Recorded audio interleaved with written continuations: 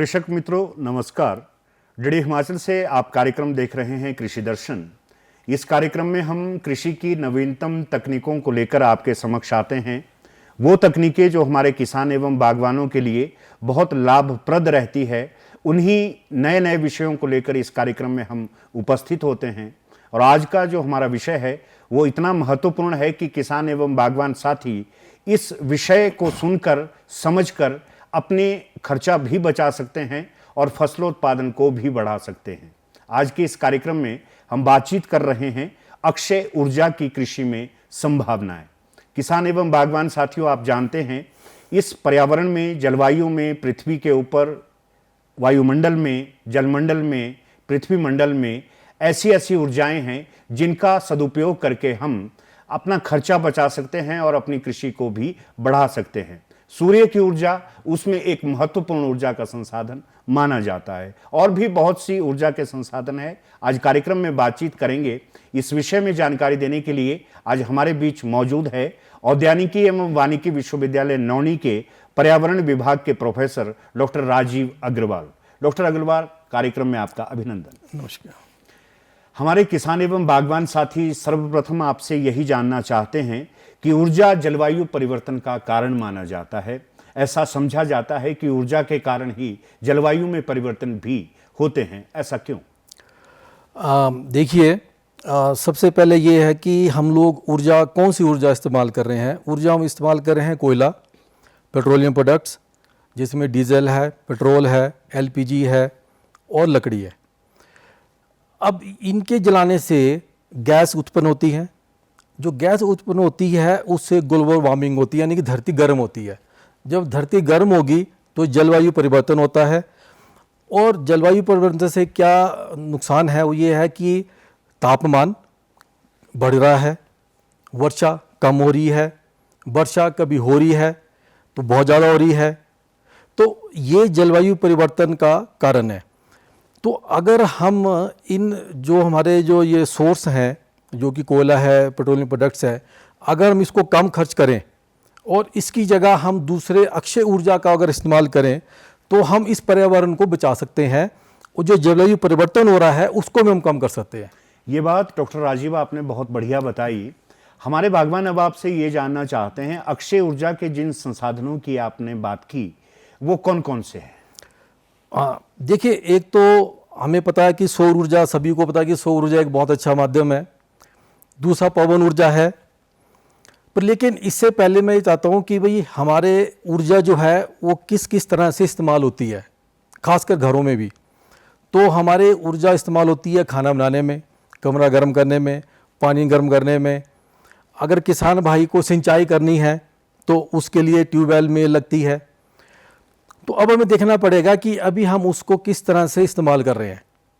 तो हम चूल्हा जला रहे हैं खाना बनाने के लिए, जिसमें धुआं होता है। तो अगर इसी जगह उन्नत चूल्हा दिया जाए तो उसमें क्या होगा, धुआं भी कम होगा, लकड़ी भी कम लगेगी। दूसरा ये है कि जो बायोगैस प्लांट, अगर उसका इस्तेमाल किया जाए, क्योंकि सबके घरों में जानवर होते हैं तो हमारे पास उनका वेस्ट होता ही होता है। तो अगर उसका इस्तेमाल करेंगे तो हम अपने परिवार के लिए बायोगैस पैदा कर सकते हैं। बायोगैस का फ़ायदा ये है कि वो तो खाना बनाएंगे, लेकिन साथ में बिजली भी होती है। बायोगैस लैंप होता है जिससे आपकी रोशनी भी होगी। उसके बाद हमारा आता है कि जो सौर ऊर्जा से हम अपने घर के लिए बिजली पैदा कर सकते हैं। सौर ऊर्जा से हम सिंचाई के लिए सोलर वाटर पंप लगा सकते हैं। और सौर ऊर्जा से जो है हम सोलर ड्राई, यानी कि हम फसलों को सुखाएं कैसे, उसकी तकनीक भी है। किसान एवं बागवान साथियों, सूर्य एक ऊर्जा का ऐसा संसाधन है जो नियमित तौर पर उपस्थित रहता है। इसका सदुपयोग हम विभिन्न प्रकार से कर सकते हैं, जैसा डॉक्टर राजीव अग्रवाल ने बताया। डॉक्टर अग्रवाल, आजकल एक बहुत बड़ी समस्या संपूर्ण हिमाचल प्रदेश ही नहीं अपितु भारत में देखी जा रही है। और आजकल ही नहीं, गर्मियों के दिनों में अक्सर ये सबब बना रहता है कि जंगलों में आग बहुत लगती है। आज भी बहुत से जंगल दहक रहे हैं। क्या कारण हो सकता है? क्या ये मनुष्य की गलती है? किन कारणों से जंगलों में आग लगती है? आप पर्यावरण के बहुत बड़े अधिष्ठाता है, ज्ञाता हैं, क्या कारण रहता है? देखिए, हमारे हिमाचल प्रदेश में 10 जिले ऐसे हैं जिसमें जो हमारा जो वन है उसमें चीड़ के पेड़ लगे हैं। तो चीड़ के पेड़ में सबसे जल्दी आग लगती है। गर्मियों में क्या होता है कि जो चीड़ की पत्तियाँ जो नीचे गिरी होती हैं वो सूख जाती हैं, और फिर किसी कारण से आग लगती है तो उस आग को वो आग फैल जाती है। और आग फैलने में एक जो हमारी हवा की गति और हवा की दिशा, जिस दिशा में हवा चलेगी उस दिशा में आग भी बढ़ती रहती है, और हवा से ही आग भी बढ़ती है। चीड़ की पत्तियाँ सिर्फ गर्मी में नहीं, अगर सर्दी में भी अगर सूखा पड़ जाए, मान लो 2-3 महीने अगर वर्षा ना हो और ये सूख जाए, तो सर्दी में भी जंगलों में आग लग जाती है। तो ये जो चीड़ की पत्तियाँ हैं, ये क्योंकि इसमें एक ऑयल जैसा होता है जो कि आग को और ज़्यादा तेज करता है, तो ये इसके कारण पर्यावरण को भी नुकसान होता है। और जो हमारे नुकसान भी बहुत तरह के होते हैं। कई बार आपकी फसल आसपास है वो भी जल जाती है, लोगों के घर भी उसमें आ जाते हैं, और पशु भी उसमें आ जाते हैं। तो कई तरह के नुकसान इसके साथ होते हैं। पर्यावरण का तो नुकसान होते ही होता है, और ये जो जंगल की आग है ये गैसेस प्रोड्यूस करती हैं, और वो फिर वो जलीय परिवर्तन में एक अपना रोल प्ले करते हैं। डॉक्टर राजीव अग्रवाल का कहना है कि जंगलों में आग लगने से जो गैसेज बनती है वो हमारी जलवायु को, हमारे पर्यावरण को भी दूषित बनाती है, हमारे किसानों की फसल भी तबाह हो सकती है, यहाँ तक कि बहुत जगह तो जान माल का नुकसान भी हो जाता है। डॉक्टर अग्रवाल, क्या आप लोगों ने विचार किया कि चीड़ की पत्तियां जो मुख्य कारण रहता है आग लगने का, क्या कोई ऐसा उपाय है कि हम उस उपाय को करके जंगलों में लगने वाली आग को रोक सकें? जी, तो इसके लिए सबसे अच्छा साधन ये है कि उसकी हम एक ब्रिकेट बनाएं। जो ब्रिकेट बनाएंगे वो भी ऊर्जा के काम आएगी, क्योंकि जब ब्रिकेट बनाएंगे तो जो हमारे उद्योग हैं, तो उस उद्योग में जहाँ पे लकड़ी और कोयला इस्तेमाल होता है उसकी जगह हम ब्रिकेट को इस्तेमाल कर सकते हैं। जो ब्रिकेट की जो ऊर्जा है उतनी ही ऊर्जा है जितनी की लकड़ी की होती है, तो ऊर्जा में कोई कमी नहीं है। लेकिन ये है कि उसको बनाने में मशीन का इस्तेमाल, मशीन चाहिए, मशीन को चलाने के लिए तकनीक चाहिए, और जो ब्रिकेट जब बन जाएगी उसको बाज़ार में बेचने के लिए आपको मार्केट चाहिए। तो मैं आपको दिखाना चाहता हूँ कि जो चीड़ की पत्तियों से हम कैसी ब्रिकेट बना सकते हैं। तो किसान भाई अगर देखें तो ये हमारी ब्रिकेट है जी, जिसमें जो हमारा जो एग्रीकल्चर वेस्ट है वो भी इसमें मिक्स किया हुआ है। हम ब्रिकेट को चीड़ की पत्तियों से भी बना सकते हैं, चीड़ की पत्तियों के साथ दूसरे जो हमारे वेस्ट हैं उसको भी हम इसमें ऐड कर सकते हैं। जैसे आपको पता है जब हम चूल्हा बनाते हैं, मिट्टी का चूल्हा बनाते हैं, तो हम चूल्हे में मिट्टी के साथ गोबर और थोड़ी सी एग्रो वेस्ट भी ऐड करते हैं ताकि उसमें दरार ना आए। तो इसीलिए जो ब्रिकेट है इसमें भी हमने जो ऐड किया हुआ है, इसमें हमने जो एग्रो वेस्ट है हमारा, चाहे वो धान का है, और इस एक चीज़ और है कि जो हमारे दो जैसे हमारी मक्का होता है, मक्के का वेस्ट होता है, हम उसकी भी ब्रिकेट बना सकते हैं, हम लेंटाना की ब्रिकेट भी बना सकते हैं। तो इसी तरह से हमने कई तरह की ब्रिकेट से बनाई है। इसमें हमने पानी के साथ धान का जो है भूसा वो इसमें मिक्स किया हुआ है। ये हमारे छोटे पैलेट्स बोलते हैं, इनको पैलेट्स बोलते हैं। ये जो घर में चूल्हा जलता है उसमें इस्तेमाल होगा, उसमें उपयोग में काम आएगा। और उसके लिए एक प्रकार का चूल्हा भी होता है जो जिसको ऊने चूल्हा बोलते हैं, उस ऊने चूल्हे में इसको जो है वो जलाया जाएगा। और ये इससे सिर्फ इतनी मतलब कि धुआं नहीं होता है, धुआं रहित होता है ये, तो उससे जो है हमारे को जो है इसको जलाने में जो लकड़ी भी कम लगेगी। डॉक्टर राजीव, ये जो आपने अनुसंधान कर रखा है, ये जो खोज कर रखी है, जहां ये जंगलों की आग को कम करेगा वहीं इससे हमारे किसान एवं बागवानों की आमदनी भी शुरू हो सकती है। आप जानते हैं हमारे बेरोजगार नौजवान साथियों के पास आज रोजगार की भी तलाश में दर दर वो भटकते रहते हैं।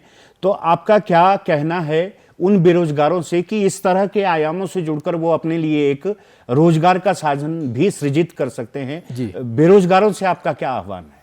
जी, इसमें यह है कि जैसे सबसे मुश्किल काम होता है चीड़ की पत्तियों को इकट्ठा करना। चीड़ की पत्तियां एक बार इकट्ठा हो जाती हैं तो उसको एक बेलर मशीन होती है जिसमें कि हम उसको प्रेस करके एक बेल बना लेते हैं। तो उस बेल को हम अच्छी तरह से किसी दूसरे स्थान पे ले जा सकते हैं जहाँ पे हमारी मशीन लगी हुई है। क्योंकि मशीन जो है जंगल के बीच में तो नहीं लगेगी, मशीन जो है एक शेड होगा, एक किसी जगह पे लगेगी जहाँ पे एक सड़क जाती हो, ठीक है। तो उसमें जब आपने वहाँ से उसको लेके आना है तो लेने आपको गाड़ी की सुविधा चाहिए ताकि बेल को उसमें रखें और मशीन के पास उसको लेके आएँ। और इसमें अभी हम देख रहे हैं कि जो इसकी जो मार्केट में जो हमारी उद्योग हैं उसमें बहुत ज़्यादा डिमांड है इसकी, उनको मिल नहीं रही है, हम उनको पूरा नहीं कर पा रहे हैं। तो हिमाचल प्रदेश जहाँ पे 10 जिलों में चीड़ की पत्तियाँ पाई जाती हैं, अगर हर जगह पे ऐसी मशीनें लगें तो जो वहाँ के जो बेरोजगार युवक हैं वो अपना रोजगार का साधन इसको बना सकते हैं। डॉक्टर राजीव अग्रवाल के कहने का तात्पर्य है कि जहां हम जंगलों में लगने वाली आग से बचाव कर सकते हैं, वही अपने लिए रोजगार के साधनों को भी सृजित कर सकते हैं। ये बहुत बढ़िया अनुसंधान हमारे वैज्ञानिकों के द्वारा किया गया है। डॉक्टर राजीव, आप जानते ही हैं, प्रदेश को, हमारे हिमाचल को फल राज्य के नाम से जाना जाता है और सेब यहाँ की महत्वपूर्ण फसल है। हमारे जो बागवान है, जब वो प्रूनिंग करते हैं, जो उसका वेस्ट निकलता है, क्या उसका सदुपयोग भी किसी प्रकार से किया जा सकता है? जी, तो ये मैं आपको बताना चाहूँगा कि हमने जो ब्रिकेट बनाई है उसमें हमने जो हमारा सेब का जो प्रूनिंग का जो वेस्ट होता है उसमें भी इसको हमने मिक्स किया हुआ है, और हमने जो प्रूनिंग का जो वेस्ट होता है उसकी अलग से भी ब्रिकेट बनाई है। तो उस ब्रिकेट के साथ सबसे बड़ा फ़ायदा ये है कि वहीं के गांव के लोग उसको इस्तेमाल भी कर सकते हैं, अपने जलाने के काम आ सकता है, खाना बनाने के काम आ सकता है। तो एक तो आपका वेस्ट एक ऊर्जा में कन्वर्ट हो गया, उस ऊर्जा से जो है आप अपना खाना बनाने का और कमरा गर्म करने के लिए, पानी गर्म करने के लिए इस्तेमाल कर सकते हैं। और ये बाज़ार में अगर मार्केट में आप इसको बेचने जाएंगे तो आपको इसका अच्छा दाम भी मिलेगा। हमारे बागवान किसान जो इस कार्यक्रम से जुड़े हैं, वो उनके मन में एक प्रश्न उठ रहा है कि ये जो आपने ब्रिक्स बनाई है, क्या ये धुआं रहित है? क्या इसमें धुआं होता है या ये धुआं रहित है? ये आदमी के स्वास्थ्य के ऊपर कैसा प्रभाव डालते हैं? हाँ, इसमें ये होता है कि जैसे हमारी जो चीड़ की पत्तियाँ जब खुले में जलती हैं तो उसमें ज़्यादा धुआं होता है, उसमें ज़्यादा गैसेस होती हैं। लेकिन जब हम इसको ब्रिकेट बना देते हैं तो जब उसको जलाएंगे तो उसमें गैसेस थोड़ी कम होती हैं। जो खुली जो है चीड़ की पत्तियों से जो धुआं होता है उससे कम धुआं भी होगा, उससे कम गैस भी होगी। जी, डॉक्टर अग्रवाल, सूर्य की ऊर्जा की हम विशेष रूप से बातचीत करना चाहेंगे। हमारे किसान जो खेती बाड़ी करते हैं, बागवानी करते हैं, सूर्य की ऊर्जा का कैसे प्रयोग कर सकते हैं अपनी फसलों को उगाने के लिए और अपना खर्चा कम करने के लिए? जी, तो इसमें मैं आपसे एक किसान भाइयों को बताना चाहूँगा कि फसलों को सुखाने के लिए हमने एक सोलर ड्रायर बनाया है। सोलर ड्रायर जो है इस तरह से है कि इसमें दो भाग होते हैं। एक भाग ये नीचे का है, एक ऊपर का भाग है। नीचे वाले भाग में सिर्फ हवा जो है उसको हम गर्म करते हैं। ऊपर वाले भाग में ड्राइंग चैम्बर जिसको हम बोलते हैं, उसमें ट्रेज लगी होती हैं। उस ट्रेज में जो है आपको अपना जो फसल है उसको रखना होगा, उसको सुखाने के लिए होगा। इसका कारण क्या है, इसको बनाने का क्या कारण है? वो ये है कि जब हम अपनी फसल को खुली धूप में सुखाते हैं तो उसमें जो है कीट पतंगे आ जाते हैं, उसमें धूल मिट्टी आ जाती है, उसमें वर्षा के कारण जो है कई बार अचानक वर्षा आ जाती है, हम उसको नहीं उठा पाते हैं, उससे ख़राब हो जाता है। फिर बंदरों के कारण जो है, क्योंकि बंदर कई बार आ जाते हैं और उसको नष्ट कर देते हैं, तो किसानों को उससे बहुत नुकसान होता है।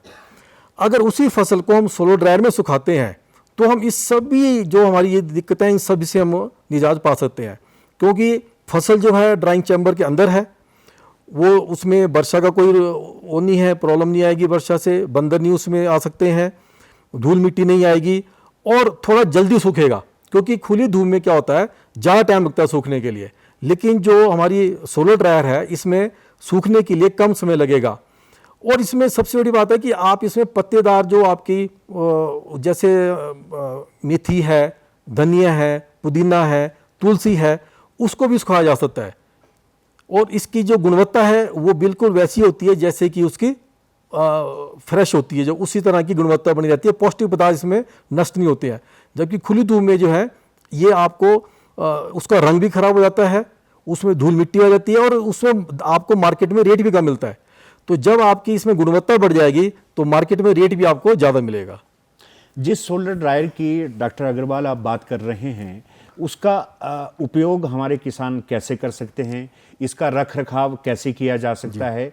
क्या इसको उपयोग करने से पहले हमारे किसानों को कुछ जानकारी होनी चाहिए या इसमें कुछ नुकसान होने की संभावनाएं भी रहती है? इसका उपयोग कैसे कर सकते हैं? जी, देखिए, इस ड्रायर में हमने क्या किया है कि जो फसल होती है हमारी, जैसे हम आजकल खुमानी सुखाते हैं, हम आजकल इवन जो जैसे आपने सेब की बात की है, तो सेब के चिप्स भी हम इसमें सुखा सकते हैं। और हमने इसमें जापानी फल भी सुखाया है, जिसको परसिमन बोलते हैं, उसको भी हमने सुखाया है। इसमें हमने ढींगरी भी सुखाई है, इसमें हमने अदरक भी सुखाया है, इसमें मटर भी सुखाया है, टमाटर सुखाया है।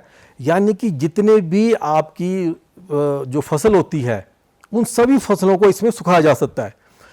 इस सोलर ड्रायर में हमने एक व्यवस्था की है कि एक निश्चित तापमान पे हमने इसको फिक्स कर दिया है। तो अगर आपकी गर्मी में मान लेते हैं कि तापमान बढ़ जाता है, तो इसमें फ़ैन लगा हुआ है, इसमें सेंसर लगा हुआ है, वो सेंसर उसको सेंस करके क्या करेगा, तापमान को कम कर देगा, उसमें पंखा ऑन हो जाएगा। सर्दियों में क्या होता है कि अगर आपका तापमान कम हो जाता है तो इसमें हीटर लगा हुआ है, तो वो उसको सेंस करके हीटर अपने आप ही ऑन हो जाएगा। तो गर्मी में आपका पंखा ऑन हो जाएगा, सर्दी में आपका हीटर ऑन हो जाएगा। तो आपको इसमें कोई देखभाल की कोई ज़रूरत नहीं है, आपने सिर्फ एक बार अपनी फसल को रखना है, उसके बाद जब वो सूख जाएगी तब आपने उसको निकालना है। किसान एवं बागवान साथियों, डीडी हिमाचल से आप कार्यक्रम देख रहे हैं कृषि दर्शन। आज हम बातचीत कर रहे हैं अक्षय ऊर्जा की कृषि में संभावनाएं। इस विषय पर जानकारी देने के लिए हमारे साथ मौजूद है पर्यावरण विभाग UHF नौणी के professor doctor Rajeev Agrawal. Doctor Agrawal, आपने ये जो इंस्ट्रूमेंट बनाया है ये बहुत ही उपयोगी हमारे बागवानों के लिए, किसानों के लिए होगा। क्या ये नौणी विश्वविद्यालय आप लोगों की ही देन है हमारे किसान बागवानों के लिए? जी हाँ, ये हमारे विश्वविद्यालय में ही इसकी जो है खोज हुई है और हमने इसको बनाया है। और इसके अलावा हमने इसको जो हिमाचल में 20 गांव में भी हमने इसको लगाया है और अभी सब लोग उसको इस्तेमाल कर रहे हैं। और वो अपने जो उन्होंने फसल सुखाई है उसका सैंपल भी हमारे को भेजते हैं कि हमने ये सुखाया है और हमें इसका ये फ़ायदा हुआ है।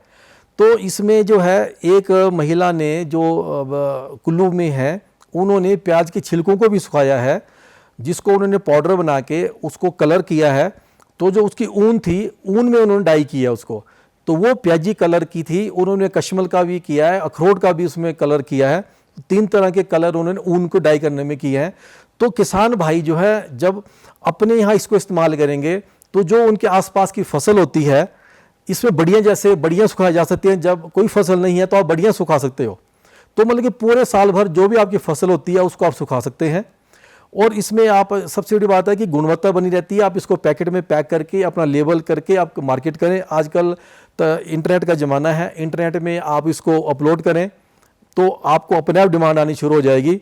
जैसे कि हमने परसिमन सुखाया, तो कुल्लू के किसानों ने हमें बताया कि आप परसिमन को आपने काटना नहीं है, आपने इसको पूरा सुखाना है। तो हमने जब उसको पूरा सुखाया तो हमें 10 दिन लग गए, लेकिन वो परसिमन बिल्कुल छुआरा की तरह बन गया और उसमें जो खटास थी वो भी खत्म हो गई। इतना मीठा हो गया कि ऐसा लगता है जैसे छुआरा ही है। तो सुखाने के बाद क्या होता है कि जो उसमें खटास है वो भी कम हो जाती है और मीठापन उसमें बढ़ जाता है। तो अगर आने वाले समय में हम देख रहे हैं, जो बाज़ार में हम देखते हैं कि कीवी को सुखाते हैं, इसको सेब को सुखाते हैं। और हमने इसमें एक और काम किया जो शायद किसी ने आज तक नहीं किया होगा, वो ये है कि पका हुआ आम हमने सुखाया है। पका हुआ आम आप नहीं सुखा सकते हैं खुली धूप में, क्योंकि खुली धूप में पका आम सुखाएंगे आप तो एक तो पानी उसका निकल जाएगा, उसमें चींटियाँ लग जाएंगी, धूल मिट्टी लग जाएगी और बिल्कुल ख़त्म हो जाएगा। लेकिन हमने पके आम को जून के महीने में इसमें सुखाया और हमें 2.5 दिन लग गए उसको सुखाने में। और सूखने के बाद हमने उसको 6 महीने रखा है और दिसंबर में हमने उसको दिल्ली में जाके उनको हमने दिया जिनका हमने प्रोजेक्ट था। तो इसका मतलब यह है कि हम जो भी हमारे सूखे पदार्थ हैं उनको हम 6 महीने तक रख सकते हैं। इससे क्या है कि किसान की बार्गेनिंग पावर बढ़ जाती है। यानी कि अगर उनको लगता है कि मुझे भाव नहीं मिल रहा है तो वो उसको स्टोर कर सकते हैं। तो जब उनका भाव लगता है कि अब मेरा भाव आ गया है तब उनको वो बेच सकते हैं। किसान साथियों, बहुत बार ऐसा देखा गया है कि जब हमारे किसानों की फसलें तैयार होती है तो मार्केट में गलट आ जाता है और आपके रेट बिल्कुल कम हो जाते हैं। इस संयंत्र के प्रयोग से आप बहुत वाजिब दामों को पा सकते हैं। ये बहुत अच्छी इनोवेशन आपकी है। हमारे किसान जानना चाहते हैं, यदि कोई खरीदना चाहे तो कितने पैसे, कितना खर्चा इसके ऊपर आता है? इसमें हमने जैसे कि हमें पूरे हिमाचल में लगभग हर ज़िले में हमने 1 से 2 कारपेंटर ट्रेन किए हैं। उनको हमने नौणी विश्वविद्यालय में बुलाया, उनसे हमने ड्रायर को बनवाया, उनको ट्रेनिंग दी हमने, ताकि वो जो लगे हुए हैं सोलर ड्रायर गांव में लगे हुए हैं उनको ठीक कर सकें जब कभी वो ख़राब हो। लेकिन देखने में ये आया कि वो ज़्यादा काम नहीं करते हैं। तो जो कारपेंटर जो हमारे यहाँ विश्वविद्यालय में लगे थे, जिन्होंने ट्रेनिंग दी है सबको, वो लोग आजकल हिमाचल में इस सोलर ड्रायर को बना रहे हैं। तो एक तो ये है कि आप उन कारपेंटरों को बोल सकते हैं कि भाई हमें सोलर ड्रायर बनाए, आप वहाँ से भी बना सकते हो, उनको अपने घर में भी बुला सकते हो। दूसरा ये है कि हमने एक लुधियाना में कंपनी है, प्राइवेट कंपनी है, उनको हमने MOU साइन किया है। तो वो जो है आप डिमांड के ऊपर आप उनसे बना सकते हो, आपको आपके घर में ही उनको पहुँचा देंगे। तो इसमें जो इसका जो लागत है वो, क्योंकि GST बढ़ने से इसकी लागत बढ़ गई है, तो अभी ये है कि 48 से 50 हज़ार रुपये एक ड्रायर की कॉस्ट है। पर इसमें जो इसकी जो क्षमता है वो 25 किलो की क्षमता है, यानी कि एक बार में आप 25 किलो जो है अपना सेब वो सुखा सकते हैं। इसके जो उपयोग है वो बहुत लाभप्रद रहेंगे हमारे किसान बागवानों के लिए। Doctor Agrawal, solar water pump, क्योंकि पानी का उपयोग कृषि में, बागवानी में बहुतायत किया जाता है, निचले क्षेत्रों में पंप का भी इस्तेमाल किया जाता है और उसमें बहुत सी ऊर्जा वेस्ट हो जाती है। हमारे किसानों को बहुत बड़े बड़े बिल देने पड़ते हैं महीने के महीने। तो सोलर वाटर पंप जो है, क्या ये सब्सिडी के ऊपर मुहैया हमारे किसान बागवानों को हो रहे हैं? हाँ जी, इसमें सब्सिडी है। और ये अगर आप देखें कि जो हमारे जो निचला जो हमारा इलाका है हिमाचल में, जहाँ पे ट्यूबवेल लगे हैं, तो ट्यूबवेल या तो बिजली से चल रहे हैं या डीजल से चल रहे हैं। तो दोनों ही तरह से पर्यावरण को नुकसान हो रहा है और बिजली का खर्चा भी, उसमें बिल भी ज़्यादा आता है। तो अगर हम सोलर वाटर पंप लगाते हैं तो एक तो बिजली का बिल कम हो जाएगा, दूसरा पर्यावरण को का जो नुकसान है वो भी हमारा कम हो जाएगा। तो इसमें अनुदान भी है, तो किसान भाई उसका फ़ायदा उठा सकते हैं। किसान साथियों, अगर आप सोलर वाटर पंप लगाना चाहते हैं तो इसमें आपको अनुदान भी मुहैया हो रहा है, आप इसका लाभ भी उठा सकते हैं। डॉक्टर अग्रवाल, हम बात कर रहे हैं पारंपरिक व वैकल्पिक स्रोतों की। ऐसे कौन कौन से संसाधन है जिनका प्रयोग करके हम अपने खर्चे को बचा सकते हैं? आपने बताया सूर्य की ऊर्जा एक बहुत महत्वपूर्ण है, इसके साथ साथ पवन ऊर्जा का भी जिक्र किया जाता है। और जो आपकी जो पारंपरिक जो संसाधन है वो और क्या क्या रहते हैं? देखो, पारंपरिक में तो हम ये मान के चलते हैं कि जो कोयला है हमारा, जिसको हम फॉसिल फ्यूल बोलते हैं, कोयला है, पेट्रोल है, डीजल है, केरोसिन है और LPG है। तो ये हमारे फॉसिल फ्यूल हैं जो कि सीमित मात्रा में है, ये सीमित मात्रा में है और उसके अलावा इनका बहुत ज़्यादा पर्यावरण को नुकसान करते हैं। तो अगर हम इनका बचाव करेंगे तो हम आने वाली पीढ़ी को भी इसको हम लेके जाएंगे। और दूसरी बात है कि पर्यावरण का नुकसान भी कम होगा। और जो कार्बन की बात होती है, देखो हम घर में चूल्हा जलाते हैं, जो लकड़ी से धुआं होता है उसमें ब्लैक कार्बन होता है। वो जो ब्लैक कार्बन है वो ग्लेशियर्स के ऊपर जाके टिकता है, तो वो उसको पिघालने में भी वो कारण बनता है, क्योंकि जब धूप पड़ेगी तो वहाँ गर्म हो जाएगा, जब वो गर्म हो जाएगा तो उससे जो बर्फ़ जो है पिघलनी शुरू हो जाएगी। तो हमें लगता है कि भाई धुआं है, इसमें तो कोई नुकसान ही नहीं है, पर ऐसा नहीं है। उस धुएं के नुकसान हमें तो है ही है, हमारी हेल्थ को नुकसान तो है ही है, लेकिन साथ में पर्यावरण के साथ साथ ग्लेशियर पिघलने में भी वो कारण बनते हैं। तो इनको कम इस्तेमाल करने के लिए हमें सौर ऊर्जा, पवन ऊर्जा, इसका इस्तेमाल हमें करना पड़ेगा। तो हिमाचल में पवन ऊर्जा तो अभी सक्सेस नहीं हुई है, लेकिन सौर ऊर्जा हमारे हर जगह मिलती है। सौर ऊर्जा जो है उससे हम अपने घर में जो है बिजली पैदा कर सकते हैं। देखो आजकल बिजली का बिल बहुत ज़्यादा आता है, क्योंकि अभी तो अनुदान है तो बिजली का रेट कम है, जैसे ही वो ख़त्म हो जाएगा तो बिजली का रेट भी बढ़ जाएगा, तो बिजली का बिल भी बढ़ने वाला है। तो उसमें यह है कि अगर हम सौर ऊर्जा अपने छत पे लगाएं, सोलर पैनल, तो उससे जो बिजली पैदा होगी तो हमें जो बिजली का बिल था वो कम हो जाएगा, इवन जीरो हो जाता है। कई बार तो बिजली का बिल जीरो भी हो गया है, तो कोई बिल नहीं आएगा। इसके अलावा जो आपकी इससे अगर मान लो कम आप ज़्यादा ऊर्जा पैदा करते हो तो वो सरकार को भी आप उसको दे सकते हैं। तो इससे इनकम भी, एक तो आपका बिजली का बिल जीरो हो गया, दूसरा आपकी इनकम भी आई है कि जो आपके सरप्लस जिसको बोलते हैं, अगर वो बिजली पैदा हो रही है तो आप उसको सेल कर सकते हैं सरकार को। आज वैश्विक स्तर पर जो हमारे पर्यावरणविद है, पर्यावरण वैज्ञानिक है, वो बहुत चिंतित है। ये चिंता जताई जा रही है कि पर्यावरण को हम लोगों ने बहुत दूषित कर दिया है और पर्यावरण को खतरा यदि किसी से है तो वो मानव है और कोई भी जीव जंतु पर्यावरण के लिए खतरनाक नहीं है। कार्यक्रम का वक्त भी हो चला है। आपका क्या संदेश है किसान बागवानों के लिए या साधारण मानवी के लिए कि पर्यावरण को बचाना क्यों जरूरी है और पर्यावरण के साथ हमें कैसा व्यवहार करना चाहिए? देखिए, पर्यावरण अगर नुकसान हो रहा है, पर्यावरण प्रदूषित हो रहा है अगर हमारी वायु, तो सबसे ज़्यादा जलवायु परिवर्तन में कारण बनता है। वो जलवायु परिवर्तन का सबसे ज़्यादा नुकसान किसान भाइयों को होता है, क्योंकि किसान भाई जो मौसम पर निर्भर हैं, वर्षा और तापमान और नमी। तो अगर हमने इससे निजात पाना है तो हमें ये जो लकड़ी को जलाना उसको कम करना पड़ेगा। कोयला तो खैर अब उद्योगों में जलता है, कोयला घरों में नहीं होता है, लेकिन जो पेट्रोल है, डीजल है, केरोसिन है, एलपीजी है, इसका उपयोग भी हमें कम करना पड़ेगा और सौर ऊर्जा का ज़्यादा यूज़ करना पड़ेगा, चाहे आपका खाना बनाने में हो, कमरा गर्म करने में हो या आपको सिंचाई के लिए इसका इस्तेमाल करना हो। तो ज़्यादा से ज़्यादा आप सौर ऊर्जा का इस्तेमाल करें और पर्यावरण को बचाएं। अधिक से अधिक हमारे किसान एवं बागवान साथियों को ही नहीं बल्कि सभी को सौर ऊर्जा का इस्तेमाल करना चाहिए। डॉक्टर राजीव अग्रवाल जो पर्यावरण विशेषज्ञ हैं, आज इस कार्यक्रम में विशेष रूप से आमंत्रित किए गए थे।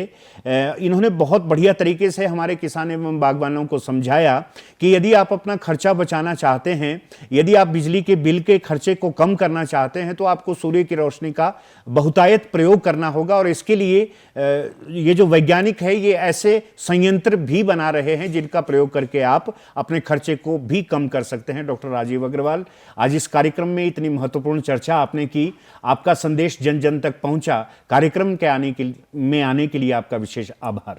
धन्यवाद। दर्शकों, आज के कार्यक्रम में जो ज्ञान आप तक पहुंचा, पर्यावरण के लिए आप जितने जागरूक बने, हम कोशिश करना चाहिए, हम सब मिलजुल कर ऐसा प्रयास करें कि हम इन अक्षय ऊर्जा के स्रोतों का बहुतायत प्रयोग करें ताकि आने वाली पीढ़ियों के लिए हम सुरक्षित पर्यावरण दे सके। कार्यक्रम को संपन्न करें। आज्ञा दें। नमस्कार।